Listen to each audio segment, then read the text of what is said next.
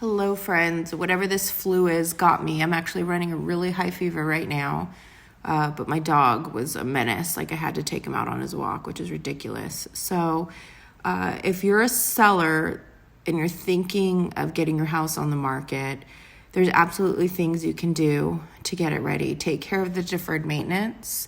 If your HVAC system has not been serviced in a while, have that serviced by a licensed HVAC. Make sure you have a working smoke detector inside each bedroom.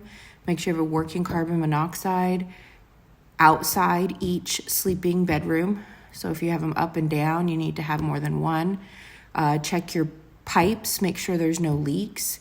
Make sure all the lights have working light bulbs. Make sure all your switches work.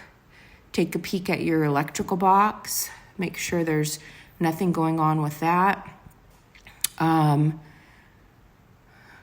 Deferred maintenance, right? It's taking care of all the deferred maintenance stuff. So when you do get your house in a contract and the buyer has their home inspection,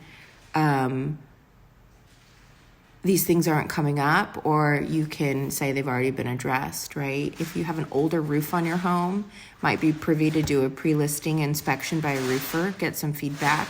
Lots to know. Give me a call if I can ever answer any questions.